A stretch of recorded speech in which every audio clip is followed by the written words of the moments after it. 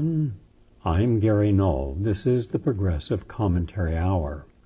Today the theme is the dark underbelly of the Great Reset, or as some would have us believe, we are now in the process of being absorbed into and transformed through the Fourth Industrial Revolution. My guest is Alison McDowell. Alison is a mother and an independent researcher currently investigating the background and specifics of the World Economic Forum strategies behind the Great Reset. She blogs about the intersection of race, technology, finance, and nature.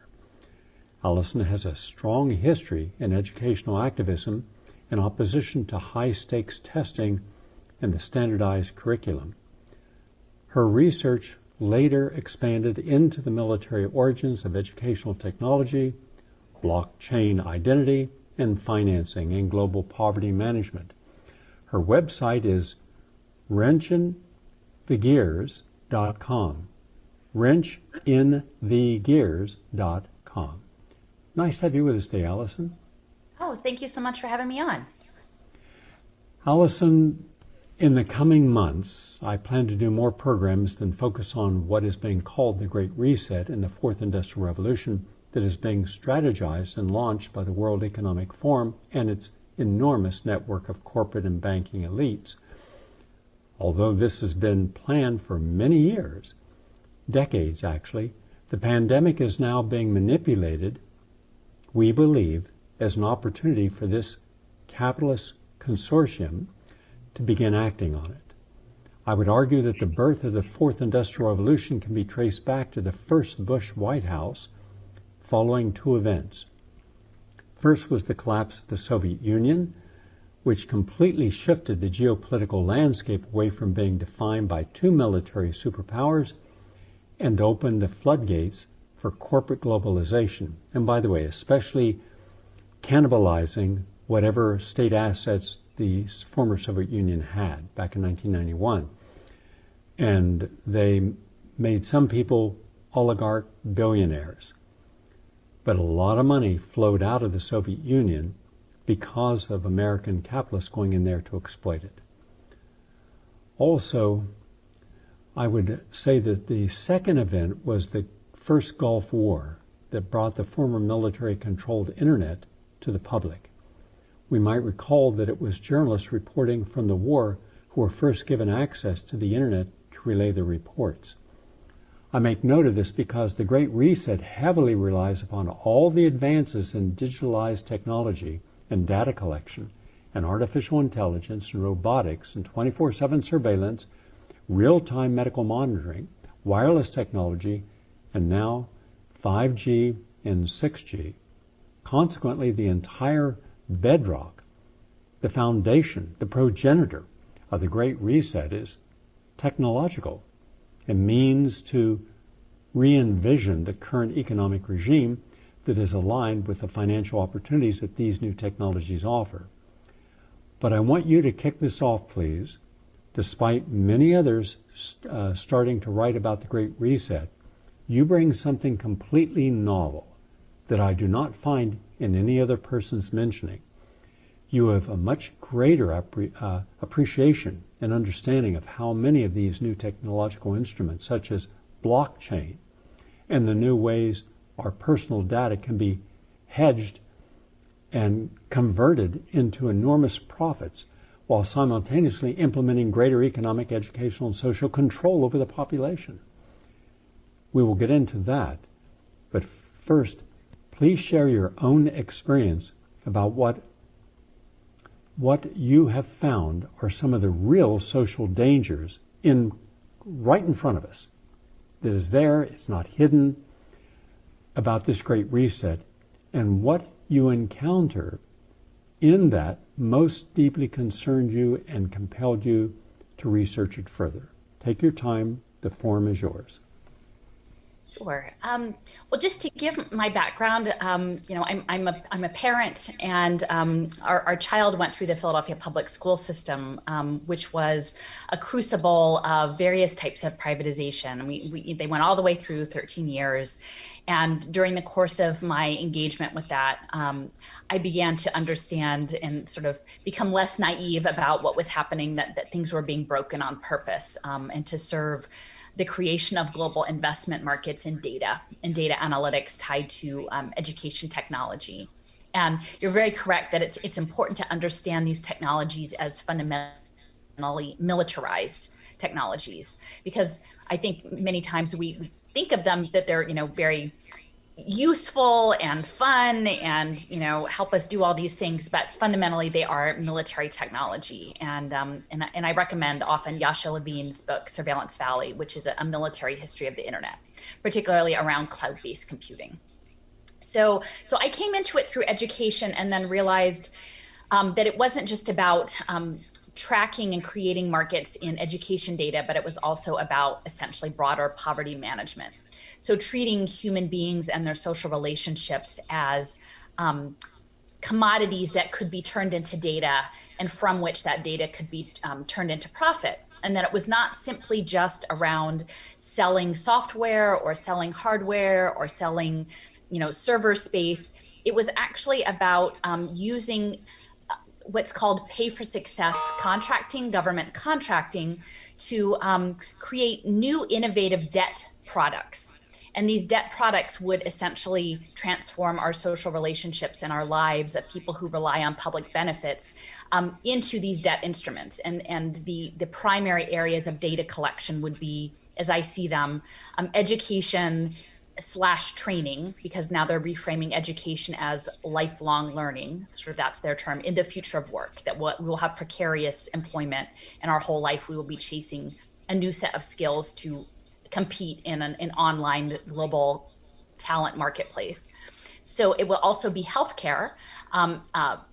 That is inclusive of mental health care and behavioral health, as well as substance use treatment. Okay, so all of these things will be tracked through the electronic health record systems that came online largely with Zeke Emanuel and Obama and the Affordable Care Act. So that was important to create the data analytics for the health and mental health sector. And then coming online next will be also housing and nutrition. So both food stamps and housing vouchers. Much of the public housing has been privatized through voucher-based systems, and we've seen all of these in Philadelphia. But increasingly, all of these technologies are linked into what you would call a key element of the fourth industrial revolution is what's called the Internet of Things.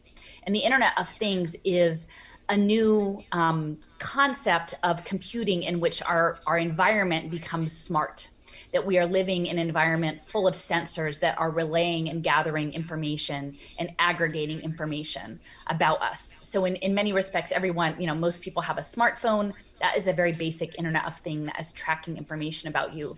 But it can also be they're building it into built environments, smart street lamps, right? They're putting sensors in paint, sensors in pavement. They're even coming up with neural sensors that, can be put in through nanotechnology. So all of these sensors, which are gathering information that create environments that are layered with data and predictive analytics.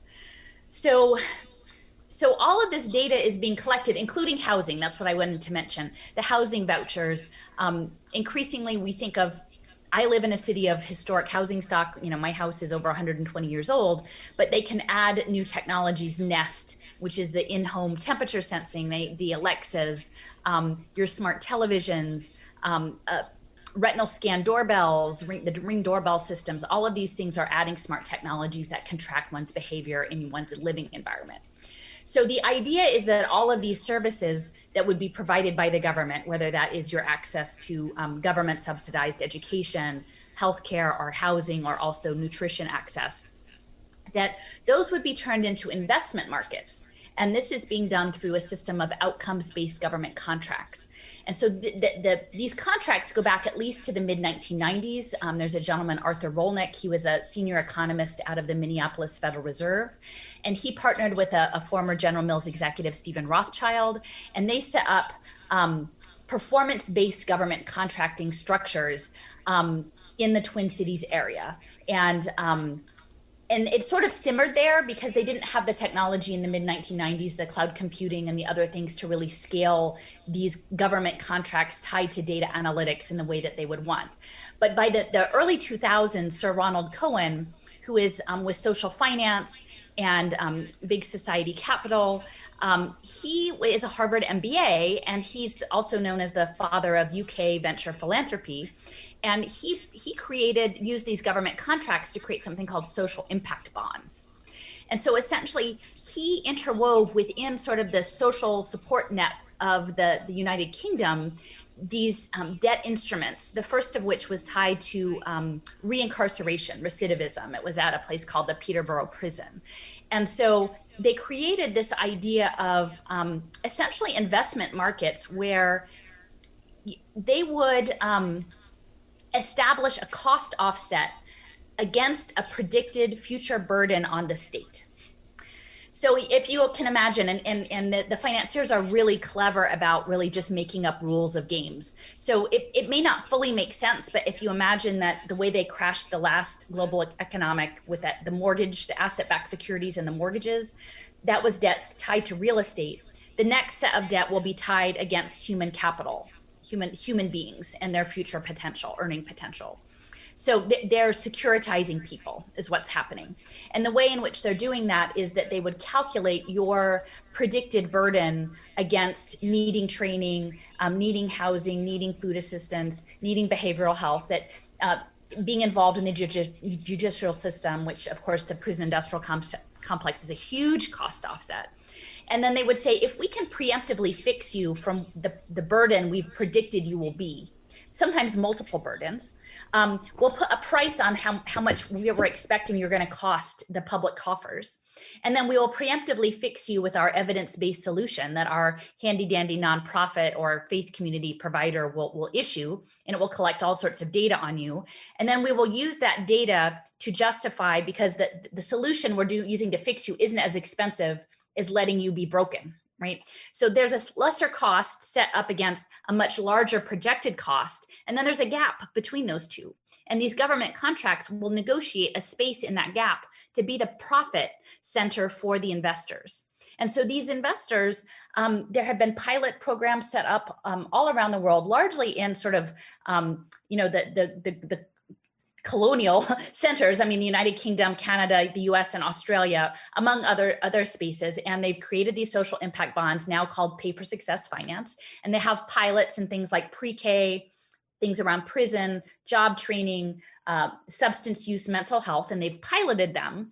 And they're in a position now that they want to bring these to scale, because these global debt markets only work if they can happen at a massive level, right? The asset-backed securities on the mortgages only worked when they were happening at a massive level. And they haven't been able to scale them yet, because what they actually need on this is to create the cost offset, to do the predictive profiling, and to legitimize these deals, which are fully illegitimate. I mean, don't make any mistake. The programs that they're advancing are in many ways fully fictitious. But if Goldman Sachs and JP Morgan and UBS and the Vatican and everyone agrees to play this game, the game will go on, right? So there's vast amounts of money poured into this, but what they need is a digital identity system, because they can't pretend that if they provided your child pre-K services, that they didn't need special education if the pre-K data doesn't touch the K-12 education data. They can't say that they prevented a youth from being incarcerated or being drug addicted if the education data doesn't touch the mental health and behavioral health data. So they need these very large data lakes that will be interoperable. The gold for them is interoperable data. And that is coming through what's called a digital identity system, likely run on blockchain, but it doesn't necessarily have to be. And the World Wide Web Consortium has been working on creating these digital identity systems in concert with the push for electronic government and digital government. I did some research to discover that it was first hypothesized back in 1991 as a cryptographic secured chain of blocks, but was later fully established as a model in 2008 by a person connected with the online Bitcoin currency who went by the fake name of Satoshi Nakamoto. But now, unbeknownst to the vast majority of Americans, blockchain is creeping into many areas of our lives, such as in the educational system, the health system. So you're going to have to, when you make a statement, understand something. You're so familiar with this. You have such a depth of scholarship that you're rattling off information a mile a minute, and 90% of that's not going to be understood by the average person unless you stop and say, here's how this will affect you, or has already. The structure is the privatization of the entire social welfare system as a private investment market. People need to understand that, okay? Everything will become privatized through public-private partnerships, and it will be framed as progressive, right? Right now, the people who are most advancing this program are people, Democrats, liberals, and people on the left, right? So it's a trap, and they don't understand that it's a trap, okay? So they are privatizing the entire social welfare system. It is based on data analytics and predictive profiling that is tied into the data that you will create interacting both in smart environments and with the government, okay? So that's very important to understand as well. It's important to understand the cost offsets, okay? And that's where the profit lies, because many people don't understand how it works. These deals have to exist so that not the profit isn't in the impact market, the slice that the investors are getting to when they hit the performance contracts. What's actually going to be happening is that they're going to securitize all of that debt, and then the hedge funds are going to gamble on people's lives. Okay, so the money isn't in the contracts, but the hedge funds do not have a game to play until the contracts are in place. And those contracts depend on digital identity. Okay, so the digital identity system that may very well be on blockchain, it may not be in the first round, but that is the goal, is to put all of your interactions in your life on a permanent ledger. The state of Illinois has a task force that was doing a blockchain task force report in 2018, and they had a pilot to put birth certificates on blockchain. So they would put you on blockchain from birth. In 2018, the first baby was born on blockchain in Tanzania.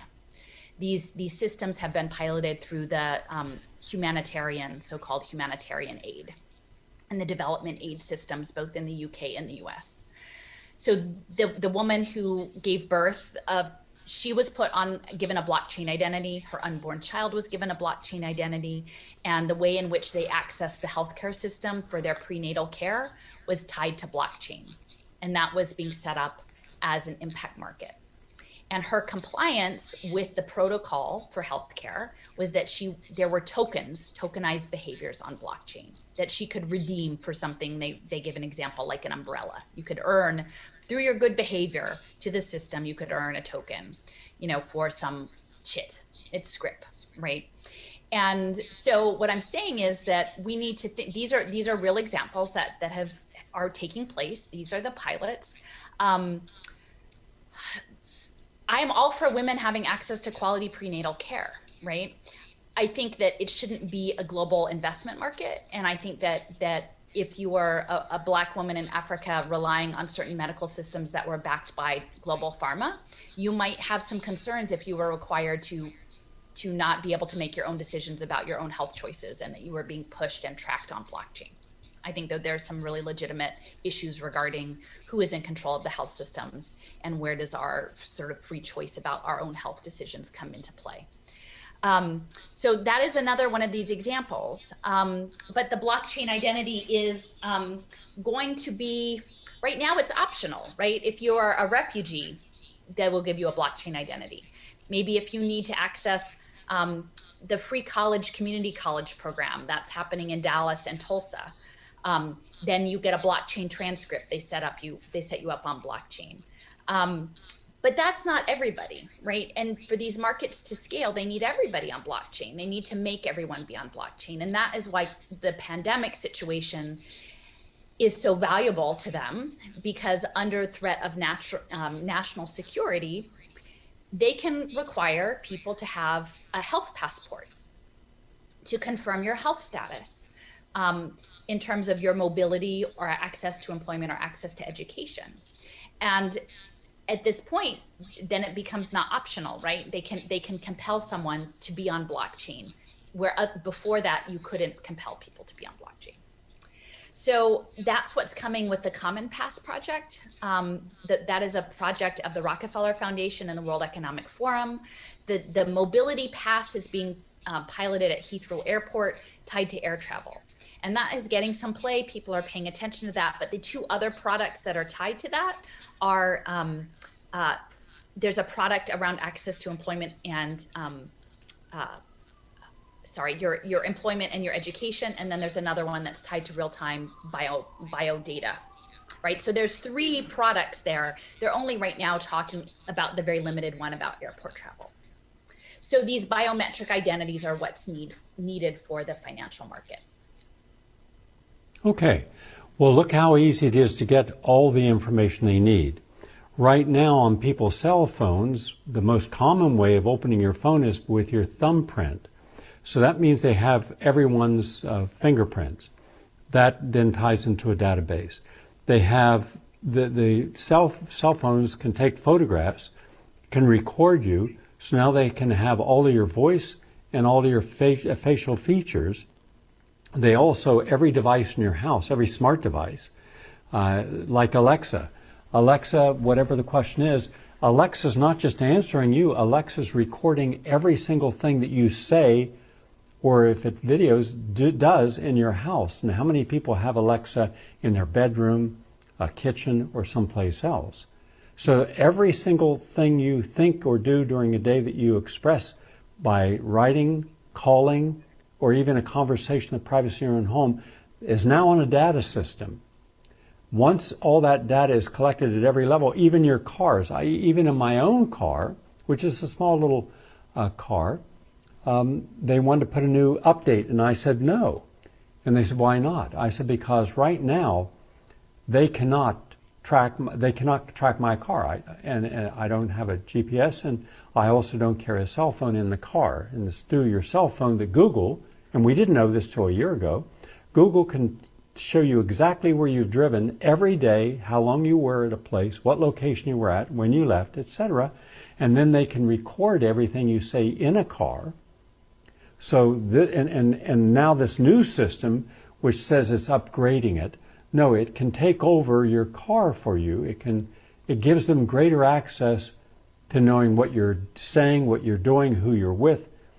And I don't believe they should have a right to that information, because all they're going to do is try to in some way control some aspect of my life. And we've known for years that the Operation Stingray, where the police departments have vans that can download cell phones within a certain period of space, and those are not criminals. They even have a van that can drive down a street that can film everything going on in your house, your conversation, your body, where you're at, as if they have a right to invade the sanctity of your home, even though you've not been targeted as a criminal. But they have targeted for criminal actions everyone that's protested. Every protest of any kind, you're now considered no better than an enemy terrorist or domestic terrorist. And that has been proven because WikiLeaks let us know that information. So all this collection of data, everything, even though there's laws against it, and Barack Obama sided with the tech companies when it was exposed that AT&T and Verizon and others were collecting our phone data without legal merit or due process, it was all forgiven. So what does that tell you about where they're going with all this information, and how do they profit from all this? Well, you're right about Obama. So much of the social impact investing program was developed under his administration, and the Social Innovation Fund and partnerships with third sector capital partners. to get these pilots. And this was coming through, esteemed universities, through Harvard Kennedy School and Georgetown and Stanford and Wharton, where I am in Philadelphia. So the academic, the higher education elite are all part of enabling the research and the equations for these human capital bond markets that are being set up. It's important to know that I guess you're based in New York. So Google has, or Alphabet has, both their smart city division, Sidewalk Labs, which is at, what is the name at the end of the High Line? The Hudson Yards. Sidewalk Labs is based in Hudson Yards. Google Alphabet also has a new healthcare management program called City Block, which is based in Brooklyn. And I feel very strongly that that program is to manage the health of complex urban populations. And that City Block is probably very likely not a reference to an actual Sesame Street type block, but actually blockchain, right? Michael Bloomberg is very much invested in the health space. And he was the former ambassador to the United Nations for climate change and to the World Health Organization. And he created Cornell Tech on Roosevelt Island in New York City. He created a campus for education technology and health data analytics. And on that campus, which he poured a lot of his own money into, Google provided a lot of money to start that up, and many hedge funds and global philanthropies to create the Cornell Tech campus on Roosevelt Island. They have a small data lab where they're doing all sorts of data analytics of sort of this small ephemeral data that you throw off during your day, the type of thing that you were talking about. And I think many people might say, well, knowing that, I'm not going to carry a phone, I'm not going to have Alexa in my house, I'm going to refuse all of these things. But what we're seeing with the pandemic and the lockdowns is that we are viewing an intentional push to make people dependent on the state, to close down businesses, to foreclose people's economic independence and actually make them dependent on the state. And I reinforce this in many ways, that this is a long history of things that we have done to indigenous people and Black people, enslaved people, is to remove their ability to be outside the system and push them into these structures. And that is definitely what is coming. And then once you are a dependent on whether it's universal basic income or some sort of services that are underpinned by these human capital bonds, they will make you be trackable, right? They will make your data be collectible, and that will be the condition of you participating in the system. And many people, I live in Philadelphia, it's a low income city, we're one of the poorest big cities, and people who are trying to navigate social service systems already know the degree to which it's a game, that you have to figure out how to play the rules of this game. It's about to become even more treacherous, because what we're talking about is having these bond markets tied to essentially assigning you pathways of behavioral compliance, of workforce training, of healthcare management, of addiction treatment. You will be assigned prescriptive pathways that you are supposed to perform proper behaviors, and then you will be tracked, whether that's through a portable device like a phone, whether it's through wearable technology, whether they're putting Internet of Things on your pill caps to track your medication. You will be watched, and as a dependent of the state, that you will have no rights not to be. And I have a close friend who had a traumatic brain injury and is on long-term disability. And she had one of these inexpensive phones. They call them Obama phones, right? And these phones don't do a whole lot for the individuals, but they're their tracking device, okay? And so, this idea that the poor won't have a phone to be tracked, that's not true. They will give you the phone because that is what they need to turn you into a data commodity. And then they will, you will be compelled to live in an environment that monitors your data analytics. And so, I'm coming at this not just for how do I protect myself and my family, but how do we actually preserve humanity? Because what is coming is very much, I believe, an approach that is anti-life, that is turning people into domestic livestock, into just robotic machines in service of global capital. And so when we organize, we need to organize together, not just that, how can I go hide out in a cave somewhere and take care of mine? Like, we're really literally up in a fight against for humanity as it is. And this is a global takeover. This is transnational global capital. IBM, Goldman Sachs, SoftBank, the Saudi Sovereign Wealth Fund, they have no borders. Capital has no borders. They want borders to be for people, and they would like to be able to use geofencing to, what I'm trying to tell like the immigration community is that with real-time limiting your mobility through sensor data, they can make the border your front door in real time if you are not complying with the program. And so we really have to get our mindset around what this new reality is and to sort of step out of partisan boxes, because in many respects, I've been very disappointed that people who advance this idea of justice are not understanding that what is coming with state dependency isn't any sort of care or liberation. It actually means that we will become part of portfolios of Goldman Sachs. And not even ourselves, like children, right, who have no voice to say no. And so we need to understand this for what it actually is. Okay, that said, two of the most important programs for everyone would be Medicaid at the state level and Medicare for senior citizens. How can blockchain be used in healthcare like Medicare and Medicaid and even the entire wellness industry? Right. Well, as I had mentioned that it's that they needed the interoperable data, so that electronic health records is a key part of that. And again, Zeke Emanuel was part of getting that in place. That was coming out of Harvard, and Rahm Emanuel in Chicago. It's the commodities markets. So the data on the emphasis moving forward will sound good. They will say that we care about preventative health care and we care about community health. And that's the language that they will use. But what it means is that you will have to earn your right to health care, right? It won't just be given. You will have to show that you have complied. The idea of patient compliance will become central, because that is what the debt service will be connected to. And so right now I was just doing research this morning on Sweden, because these are essentially what they're talking about is health as a startup.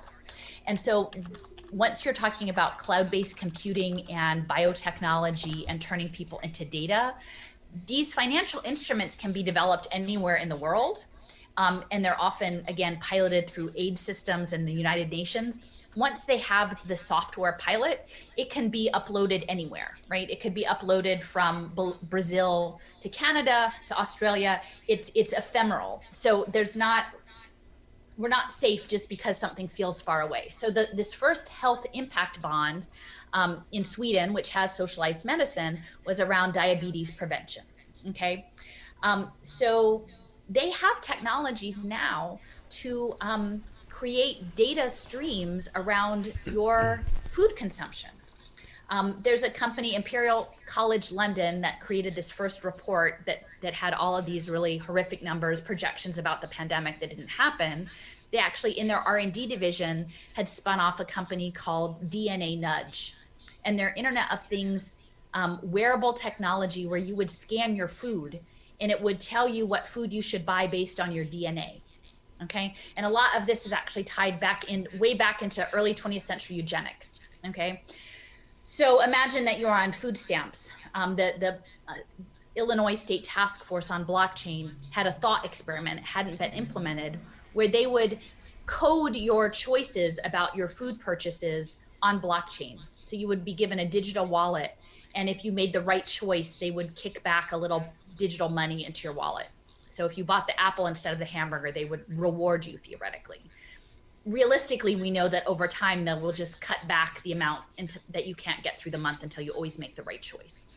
But so you tie a DNA nudge band, right, to digital food assistance, right? And then you layer it into a pay for success deal tied to preventing diabetes, preventing someone who is like early onset. Essentially what we're saying is we're forcing people to live in environments that are unhealthy, that have not good access to food. And then we are going to put them on a pathway to quote unquote health by monitoring them and turning them into data that someone can invest in. right? And then the trick is once they become an investment that way, someone can short that position, right? So that there's also people in the hedge fund industry that would be shorting your ability to pursue the proper caretaking of your health program. So, within Medicare and Medicaid, it's going to be focused on wellness and prevention, but they're not going to do that in terms of cleaning up the environment and addressing environmental racism and providing healthy food. They're going to make people, low-income people, as commodities, try to navigate an impossible system under a magnifying glass with their data captured as an investment commodity. And that is what is coming through these wearable technologies. It hasn't fully manifested yet, but you can see in Australia, there was a journalist who was writing that you should have to walk for the dole. She had an op-ed that you should have to walk for the dole. So your phone or your wearable technology would track you if you were getting public assistance, that you'd walked enough, right? And I work in a public park setting. All that would take would be to put a QR code on the entry sign, right? And that you would have to check in order to qualify for your prescription medications or your diabetic socks or whatever, like that you would have to show that you had done your part, for the system. Even though realistically many poor people are trying to navigate daily crises that make it almost impossible just to get day to day, let alone get ahead. I don't know, does that help? It does. Now, if you would please draw a distinction for us. For many years, Klaus Schwab has advocated for replacing shareholder capitalism, which is part of the current neoliberal paradigm that emerged from the economic theories of Milton Friedman, with what is called stakeholder capitalism. Almost a decade ago, Schwab wrote about this in a New York Times essay. So he has been advocating for shareholder capitalism for quite a while. As I understand it, stakeholder capitalism is based more upon private-public partnerships. So what are the sharp differences between shareholder and stakeholder capitalism? I believe the same people who are powerful and control both will end up still controlling both. Or is a stakeholder capitalism just the same neoliberal capitalism disguised differently by having some members of the company, the factory, the business on the board, but not enough to make a difference in ultimate policy making? Okay, so if you imagine with the fourth industrial revolution, the goal is to replace huge amounts of human labor, including not just industrial manufacturing, but also service and knowledge work, with machines, with robots, with artificial intelligence, with things that are not people. What we're dealing with is a world of massive dispossession. So the last phase of globalization, we saw the rise of the prison industrial complex. So many in the Black and brown community who were thrown out of work were put into carceral states, and then new business models were built up around servicing people in those environments to pull money out of them. This next version, there will be so many people put out of work that they won't even be able to do anything with them. So, essentially that's what we're looking at. A global open air prison is what's coming. Capital needs to continue to grow, and capital must circulate. So we're running up against a moment in which the massive dispossessed people, and the more that are coming, will not have the liquidity to function in the market the way they have been expected to function, right? Everyone is saddled with debt. People don't have cash flow.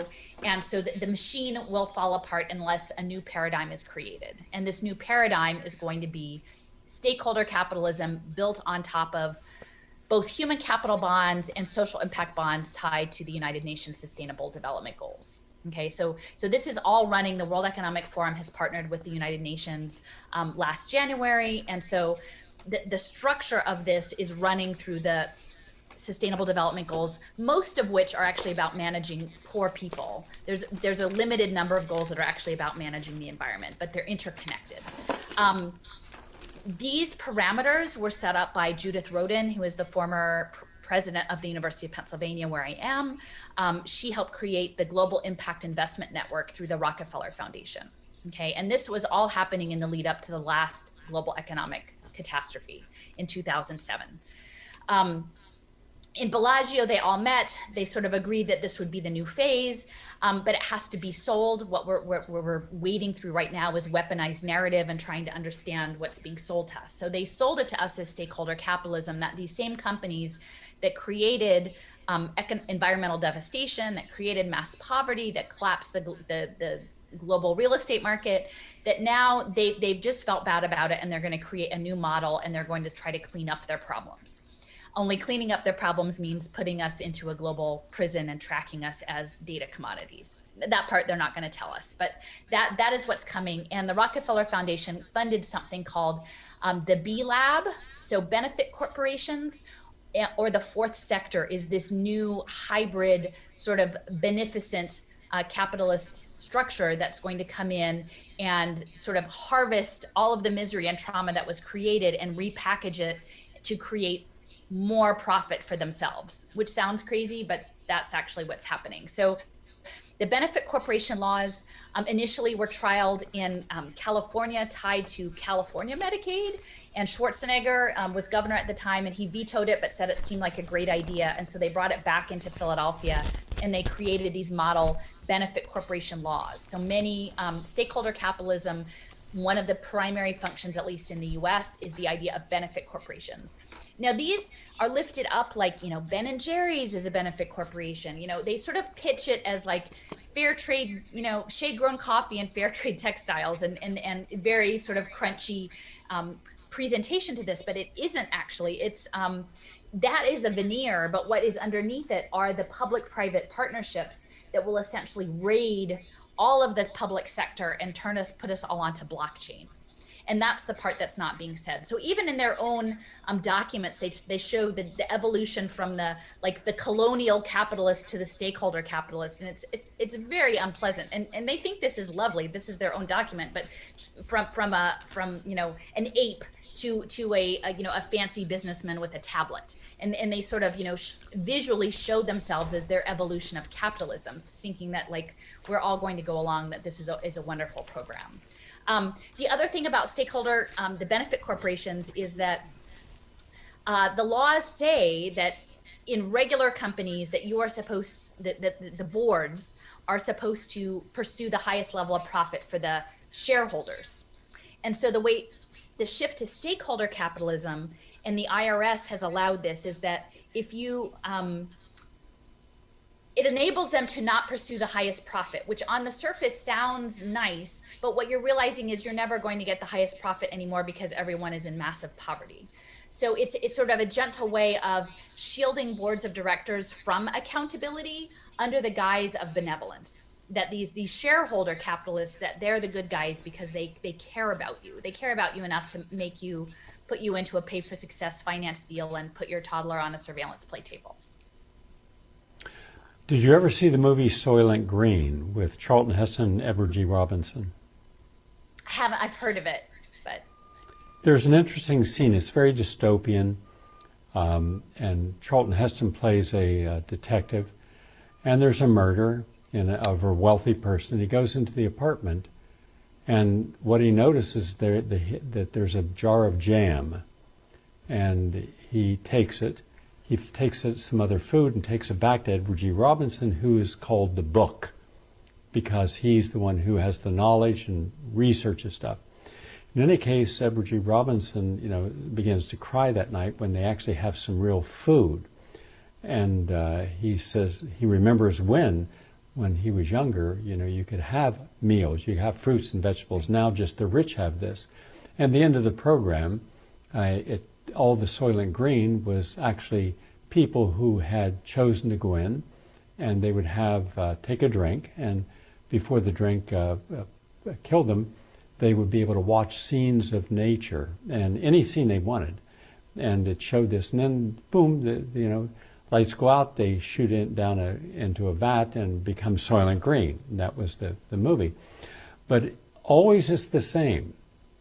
How then will the wealthy people and the professional class, who are upper middle class wealthy, lawyers, doctors, engineers, scientists, how will they be able to be affected? The very rich affected, the super rich affected. We have different classes of rich versus the poor working class or the existing working class and the poor class. Well, the billionaire class, I mean, they've already staked out their, places in their giant ranches or their private islands. And I mean, I think we saw there was some stuff going around early on in the pandemic, like, look, these 60 CEOs all quit this past year and like walked away. So, they knew what was going to be unfolding. So I think the people with the most resources, they're off grid. They're not part of the Internet of Bodies. They're not going to be subject to this. Even if everyone gets a digital identity, if you're not reliant on the public system, you can just keep your data locked up on blockchain and you don't have to show it to anyone, right? And the reality is that if you are reliant on a public benefit service, then your data will be available to be queried for impact markets. And that's just the way it's going to go. I think a lot more of the professional class are going to be lumped in with the working poor and with people who are doing precariat micro work through haptic telepresence labor assigned by AI, because the fourth industrial revolution is going that direction if we don't refuse it. And I think we still can, because I think actually if people understood what the fourth industrial revolution meant, your child was going to be taught by an algorithm, by an avatar, by a synthetic person, that your elders are going to be cared for by someone on a tablet, that we're only going to ever get telemedicine or nanotechnology pills. We're going to take care of our needs. We're social creatures, and most people would refuse that. But they're not. They're being sold a bill of goods that it's some beautiful future. But the rich won't have to be, if they're on blockchain, they won't have to share their data. Everyone else will be profiled. And what I want to emphasize is that the smart cities run on blockchain smart contracts, these Ethereum smart contracts. It's a contracting system, and you had mentioned that early on about the ledgers. It's a decentralized digital ledger. Just like the slave trade grew off of double entry bookkeeping and the doctrine of discovery that was advanced, through the Catholic Church, the blockchain is the next ledger, the next permanent record. And so for a while, at least, really the accountants and the lawyers will be busy, and the coders writing all of these codes. They actually have to code this world into being. It's not fully realized. And the push for STEM education, science, technology, engineering, and math for children, so that they don't know anything about literature or art, is so that they can make them build the virtual world. Capitalism is going into the virtual world, and that is the only way that it can continue expanding on a planet of finite resources. And that's what the left doesn't get, is that the capitalism isn't falling apart, it's expanding into the virtual realm, and it's a militarized space that it is being expanded into. So okay, let me add something to this, and then I'd like you to respond to it. We just saw something that's important. For the first time, the major media reported that Hunter Biden was under investigation by the Department of Justice, the FBI, for tax problems with all the millions upon millions of dollars he made. But this has been going on for more than 2 years. What we did not have any of the mainstream platforms such as Google, Facebook, none of them mentioned, or Wikipedia, none of them were mentioning Hunter Biden's and his father, Joe Biden, the vice president, financial dealings. And then when the New York Post came up with a story about a whistleblower, in fact, it was Hunter Biden's business partner, the man who actually ran Hunter Biden's companies, came forward and told the truth on Tucker Carlson that Joe Biden was opening the door for his son and then got a 10% kickback, and that's and that this man was there at the meetings. So Joe Biden said and misinformed the public, I had no knowledge what my son's business dealings. To the contrary, he was fully aware of his son's dealing. In fact, he actually admitted it sitting in a chair at the Council on Foreign Relations after a lecture, saying, I went to I went to the Ukraine and I told the president that you want this $1 billion, then you fire your attorney general. And the attorney general was investigating Burisma, that Hunter Biden was getting a lot of money with no experience, no knowledge, no background whatsoever. And it was clearly quid pro quo. And he said, well, I made sure that if he's not fired before I leave in 6 hours, you don't get the money. Well, they fired the person, and later that person was shown to have done everything correctly, and his successor also did everything correctly, and both of them said that this was a criminal organization. Not a word in the American media about that. Nothing. So we were lied to. We were held information that would have made us differently approach the topic of Joe Biden's qualifications to be president were intentionally kept off all social media and kept out of the mainstream media. So Google, nothing.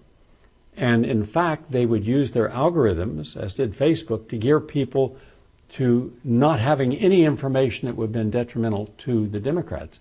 Now, I don't care if you're Democrat or Republican. The public needs to know all the facts, let them see the truth, and then make their decision who they want. And but that didn't happen. Now, hold on a second. Now Google is saying we are now going to censor, as of today, any challenge by a person, an article, anything that questions the legitimacy of the election process. And yet this same organization and the entirety of the mainstream media for 4 years said that it was not a legal election in 2016 because Russia. There were 4 separate investigations. 4. All showed there was no collusion. Now, I don't like Trump. I don't like anything about Trump, nor his cabinet or anything else. All right. But do you mind if I just let me finish my thought, please. All right? So now what you have is you have mainstream websites that are instrumental in collecting data and deciding what you're allowed to know, what you're not allowed to know, lying to us for 4 years. And now they control everything. But now that Joe Biden is going to be the next president, now they let this out. Now, would this have changed people's minds? Would there have been a different outcome in the election? I don't know. I'm told there would have been about a 5% difference going to Trump instead of Biden. That meant that the people who really controlled that election was the deep state in the form of Google and Facebook and Wikipedia, et cetera, and Twitter, and the censorship, because now everybody's saying the truth. Now, Glenn Greenwald told the truth. Chris Hedges told the truth. Max Blumenthal told the truth. The gray zone reporters told the truth. In other words, all the really legitimate, independent investigative journalists told the truth, and they were expunged. They've lost all their platforms. They've been denied access. They've been erased. They've been canceled. They've been shamed. And if these are the best, most honest and objective journalists we have. So we've lost our edge with journalism, being open and fair and giving us the truth. We've lost the media doing anything that represents the truth. And so where exactly is the average person supposed to get the truth to make the right decisions about what's in their best interest or not? Because 5G is a disaster. 10,000 studies show that, showing its dangers. Not a word from the media. In fact, the New York Times is complicit in promoting 5G. They haven't shown us what's wrong with glyphosate. It took Robert F. Kennedy Jr. and some other attorneys to show us that. In fact, everything that's wrong, you won't hear a word from the mainstream media or the government or the social platforms. My question then is, where are people who are already very vulnerable to being motivated by fear? Where are they supposed to get the truth to pull away from all this? Well, it's a challenge. I will just say regarding the election, I've written a lot about Davos because I think that's where the power is, and what's unfolding is fully bipartisan. I just want to emphasize that. And I think in many respects, the whole Trump presidency and the Democratic response to it has been meant to drive people farther and deeper into their partisan positions, so that they're fighting one another and not actually looking at the World Economic Forum and who's the global capital, which is the problem. And many folks are saying what's happening is socialist or communist. It's absolutely not. This is happening through transnational global capital, and that's where we need to look. And it is global. Much of it based in New York and in Silicon Valley and the militarized aspect of that, but it's a global thing, and no one's going to vote that out. So that needs to be very clear. Ivanka Trump was in Davos this January with Mark Benioff on a panel about reskilling. So they all know what's going on, and they're not going to tell you, and they would like for you to actually fight each other than actually look at the structure that is being rolled out. Okay, Solutions Journalism. And your website, Alison McDowell, McDowell is my guest. Her website is wrenchinthegears.com. Thank you very much, Alice, for a very informed hour. Thank you all for listening. I'm Gary Null. Have a nice day.